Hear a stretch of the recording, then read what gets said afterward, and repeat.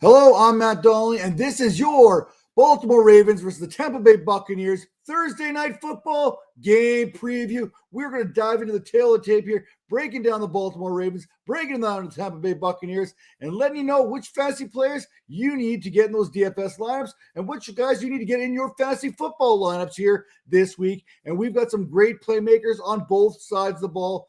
Listen, the 4-3 Baltimore Ravens, they are heading into Tampa Bay to take on the 3-4 Buccaneers.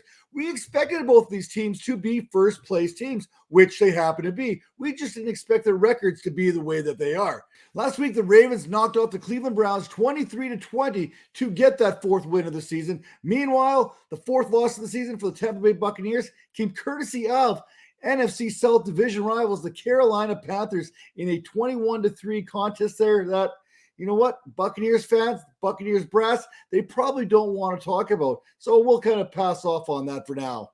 Well, don't worry, it'll get brought up several times throughout this video. Now, diving into the tail of the tape, we'll start with the Baltimore Ravens sideline there, at least at the quarterback position. That's Lamar Jackson. Since starting the season off strong, scoring 12 touchdowns in the first 3 weeks of the season, Jackson, he's cooled off, scoring only 3 touchdowns in the last 3 weeks combined. Since that week 2 contest against the Miami Dolphins, Jackson has not thrown for more than 220 yards in any of the 5 contests since then. To make matters worse, he's actually been sacked 12 times in those 5 contests. Over the last 3 contests, Jackson, he sits 24th according to PFF there and their passer grade, and he has completed just 56.3% of his passes while averaging 6.3 yards per attempt. In the last 7 games, if we want to stretch this out a little bit further, basically looking at the entire season here, Jackson's 1,397 passing yards, that sits 20th, and that sits behind guys like Carson Wentz and Jimmy Garoppolo and many others who have either been injured or on their bye week. That said, his 510 rushing yards, that sits 5th behind Nick Chubb, Saquon Barkley, Josh Jacobs, and Derrick Henry. His 4 rushes of more than 20 yards this season, that is the 6th most in the league, while his 21 carries of more than 10 yards sits only behind Chubb. Tampa Bay, they rank 14th in fantasy points allowed per game to the quarterback position, allowing 15.1 per contest there, while allowing the 9th fewest passing yards this season at 1,473. That being said, Lamar Jackson is not your typical quarterback, so those passing yards, they really don't mean a whole heck of a lot if you can't stop him from running. Now, a quarterback who doesn't run a whole heck of a lot is Tom Brady, unless it's running right. Well, you know what? We're not even going to talk about what he runs away from there off the field. Now, Tom Brady, he is used to winning. Since 2019, only Patrick Mahomes and Aaron Rodgers have a better winning percentage than Brady, 698.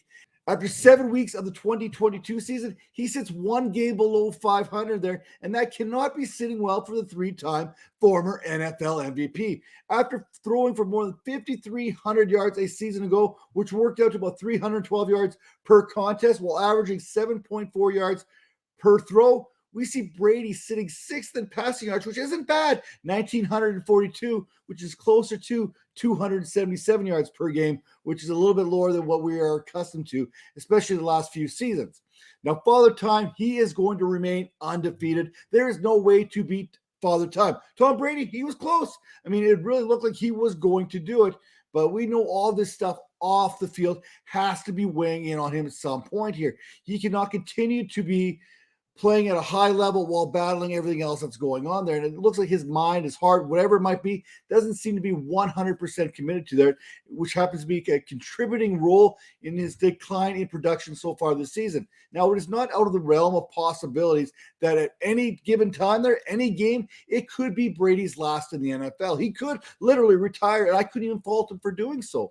Now, the Ravens are allowing the 8th most fantasy points per game to opposing quarterbacks this season, having allowed 19.09 while surrendering 1,960 yards passing and 11 touchdowns. But Brady, he's going to need to be able to protect this ball from the Ravens flock, which has picked off opposing quarterbacks 8 times this season, which is the 3rd most in the league. And they've also sacked the quarterback the 5th most in the season here at 20 times, led by guys like Justin Houston, who has 4 sacks, followed by Patrick Queen there, his 3.5, and Calais Campbell, who was also chipped into 3 as well. Now, the latter, that could be the key to this contest. Despite being pressured less this season than ever before, if you're comparing past seasons, Brady seems to have struggled more often this season when facing that pressure than any other in recent memory.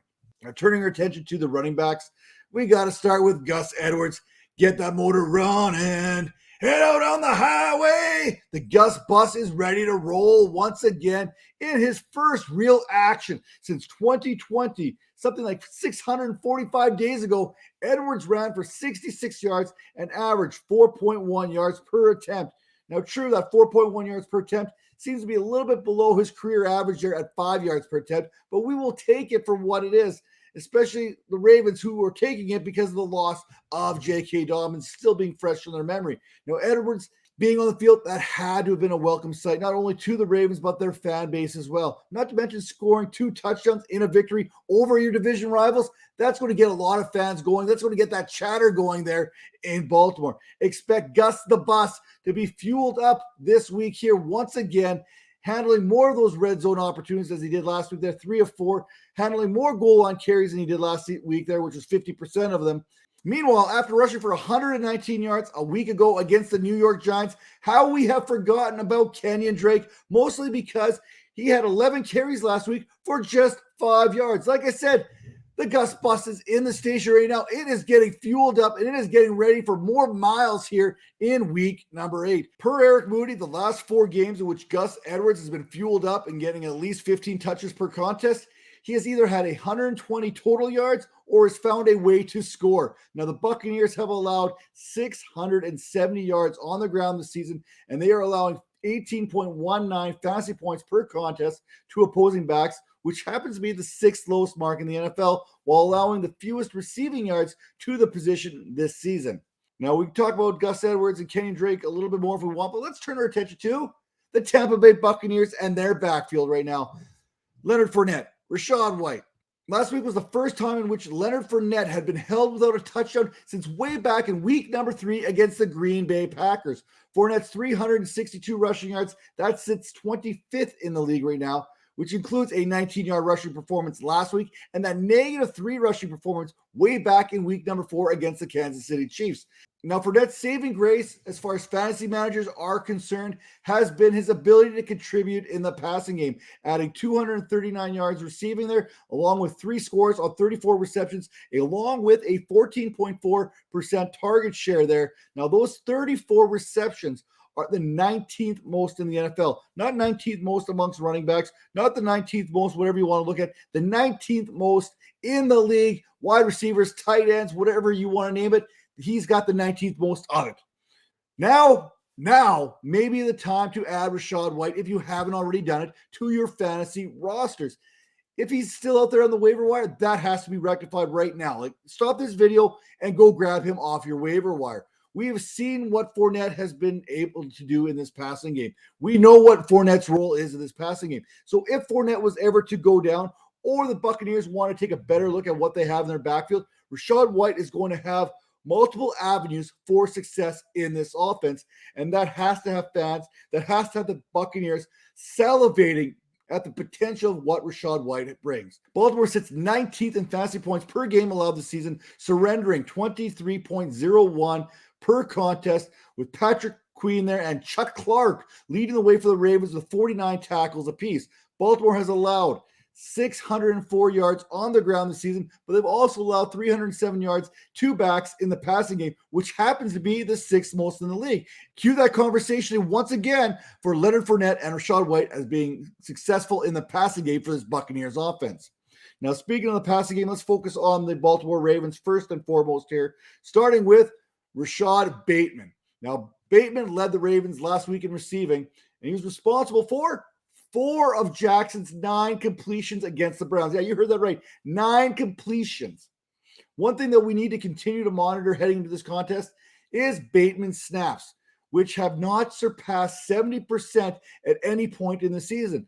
Sure, 56% last week is understandable, returning from that foot injury that had sidelined him for a couple weeks. But even Devin Duvernay hit 66% last week.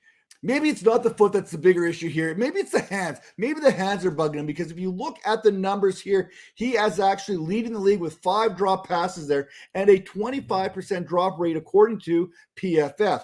Now, against the Browns, Bateman saw 31% target share and was targeted on 33% of his routes, with an increase in snap count there, production is sure to follow. But you have to keep an eye on this injury report, as he was added to the report once again on Tuesday because of that foot. On the season, Bateman has recorded just 15 receptions on 27 targets for 285 yards, something fantasy enthusiasts were expecting much more of this season. This week, he draws the duo of Jamal Dean and Zion McCollum here for the Buccaneers. The other pass catcher of note here in the receiving room is Devin Duvernay, who sits behind both Andrews and Bateman in this Ravens pass catching pecking order, catching 20 of 28 targets this season for 282 yards and 3 touchdowns. When Jackson is looking for that deep threat, he is looking Duvernay's way there, as is evidenced by that 31-yard reception there against the Browns last week. If we assume that Dean is going to be responsible for Bateman, then we can also expect that the rookie McCollum is going to draw coverage against Duvernay in this contest. And that's a matchup I think that the Ravens can exploit and be able to take advantage of. Tampa Bay sits 15th in fantasy points against receivers this season, having allowed 31.97 per contest through those first 7 contests, and is one of 13 teams to hold opposing receivers under 1,000 yards so far this season. Recently, the Ravens, they did go out there and they did sign Rashod Jackson. What role will he have moving forward is anybody's guess, but pretty much it's going to be like, hey, Rashod Jackson, just go deep and we'll see what happens. Now, seeing what happens in Tampa Bay has been kind of the motto there for the most part for these wide receivers, including Mike Evans. But hey, we have Marlon Humphrey versus Mike Evans. We potentially could have Chris Godwin versus Marcus Peters, even though Godwin does run a majority of his routes out of the slot. You have to love these matchups inside the matchups. You got some of the best receivers for the Buccaneers heading at some of the more physical corners in the Baltimore Ravens. If you are into air yards or even golf, then you could talk to Mike Evans. Whether you're wearing stripes or not, who knows what's going to happen there. He has averaged 105 air yards per game this season, which happens to sit 6th in the NFL after 7 weeks. In 2 career games, though, against the Ravens, Evans has seen 17 targets, hauling in 8 of them for 176 yards and a touchdown. Evans also sits 21st in the NFL with 454 receiving yards and is coming off a 9-catch, 15-target performance, which led to 96 yards against the Carolina Panthers last week. That also included 44 routes, while being targeted 33% of those routes and a 31% target share in total. However, the only thing anyone wants to talk about is the fact that he dropped the ball. I mean, literally the third play of the game, I can't remember what it actually was, but that drop, that seemed to have really set the tone for the rest of that contest. Now, Chris Godwin accounted for 13 targets there last week and a 27% target share against the Panthers, but all them targets, that only added up to 7 receptions and just 43 yards, which happens to be about 6 yards per reception. Godwin is running out of the slot this season more than any other season that I can remember, which has resulted in quicker, shorter throws for the most part, which is probably a major reason why we're seeing Godwin's ADOT 5.23 and Brady's ADOT at 7.22 sitting at career lows through 7 weeks. Perhaps Godwin isn't even near 100%, as he had surgery early in January of 2022 and is now basically 9 months recovered from that operation. I would expect him to be ramped up and continue to produce more and more as the season progresses. November is just around the corner, and I think that is when he's going to start taking off. Then again, not a doctor. Now, on the season, Godwin has 29 receptions for 293 yards, but he has yet to find the end zone. Can we get this man a tutty, please? It's not for the lack of trying, though. In fact, in the last 2 weeks, he has seen 25 targets, producing 138 of his 293 yards. The third one I talk about, it's not Julio Jones. I don't even know if Julio's going to play or if he's going to play the rest of the season. No, we're going to talk about another disappointment so far this year, and that is Russell Gage. If Godwin continues to run out of the slot there, then Gage is probably the guy who's going to draw Marcus Peters in coverage. This season, Gage has 29 receptions for 235 yards and a touchdown. But like Godwin, he also possesses a low ADOT, one much lower than one would have anticipated at 4.78. That's even lower than Chris Godwin. On the season, this Ravens secondary are allowing 38.59 fantasy points per contest. However, now this cannot be stressed enough. However, over the last few weeks, that number has come down substantially. In fact, over the last 4 weeks, they are allowing the 8th fewest fantasy points on a per game basis to wide receivers. So now let's talk about tight ends. Let's talk about Mark Andrews. Mark Andrews has faced the Buccaneers once in his career, and on that day, he would haul in 2 of 4 targets for 31 yards. I mean, I guess technically it is better than the 0 yards and 2 targets he had against the Browns last week. Now, Andrews is currently 11th in receptions this season in the NFL with 39, 13th in targets, 18th in receiving yards with 450 yards, and Andrews also sits 6th in first down targets at 31%. So he's been getting targeted early and often. Something recently that we need to keep an eye on here is the practices leading up to this contest as far as Mark Andrews is concerned. We can all agree he didn't look like the Mark Andrews that we know and love there on Sunday. We can also agree that we haven't seen him on Monday or Tuesday on the practice field. In fact, DNP has been his middle initials here for Monday and Tuesday. It might be something, it might not be something, but it's certainly worth keeping an eye on.